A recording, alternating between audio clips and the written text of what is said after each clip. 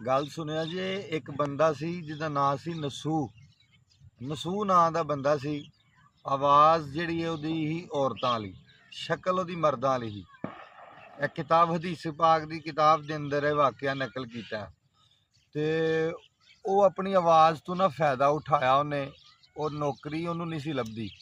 आवाज़ उहदी जिहड़ी औरतां वाली सी, वो ना उन्हें की कीता कि उन्हें औरतां वाला लिबास पाया ते जनाब वो बादशाह दे महल च टुर गया ते औरत बन के टुर गया, क्योंकि आवाज़ उहदी औरतां वाली सी।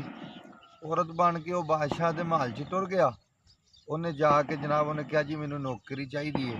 उन्हें क्या औरत आई है, उन्हें कहा जी साडियां बीबियां नू जिहड़ा ना तू अपने गुसल कराना है, बीबियां नू जिहड़ा तू उन्हां दी खिदमत करनी है। वो बंदा सी, औरत बन के उन्होंने को गया। उन्होंने ऐ सी कि औरत है।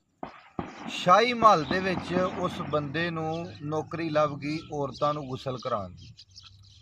जदों नौकरी लभ गई, किन्नी देर वो ऐसे गुनाह दे च मुबतला रहा। उन्होंने जनाब गुसल और शैतान उत्ते हैवी रहा, ठीक है।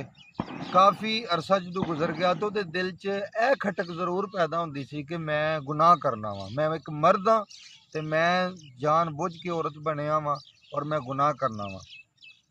अपने आप नूं अंदरों अंदर कुड़दा सी। वो एक दिन उस इलाके दे च कोई अल्लाह वाले आए। वो अल्लाह वालियां कोल गया तो जा कहंदा बाबा जी दुआ करियो किते जिंदगी बदल जे, बड़े गुनाह कीते ने। हुण अल्लाह वालियां ने नज़र मारी तो आपने फरमाया जा अल्लाह तेरी खैर करे। निगाह वली में वो तस्वीर देखी, बदलती हज़ारों की तकदीर देखी। उन्होंने कहा जा अल्लाह तेरी खैर करे। बाबे होरां दुआ दी, वापस आया तो बादशाह के महल च पता लगा जी एक कीमती मोती सी वो चोरी हो गया। बादशाह ने ऐलान किया कि जिन्ने काम करने वाले नौकर नौकरानियां ने सारियां दी तलाशी लो, ਜਿਹੜੀਆਂ औरतां ने उन्हों की औरत तलाशी लवे, ਜਿਹੜੇ मर्द ने उन्हों की मर्द ले, तो कपड़े उतार के जिसम भी उन्हों के चैक करो। मोती बहुत कीमती है ताकि किसी ने जिसम के विच ना छुपाया हो। हुण जनाब औरत चैकिंग करती भी तो इस नसूह नूं पता लग गया कि है मैं मर्द हाँ तो बनया मैं औरत हाँ तो वारी मेरी भी आ जानी है। इनू पता लग गया। इन्हें की किया, दिल च ख्याल आया कि अगर बादशाह नूं पता लग गया तो मैनू तो उन्हें मरवा देना। मैं तो गया, ये डर गया, एक कमरे च गया, 2 नफल पढ़े, क्या अल्लाह तू बड़ा करीम है, अल्लाह तू पढ़दे पान ते आवें तो बड़िया बड़िया दे पा देना।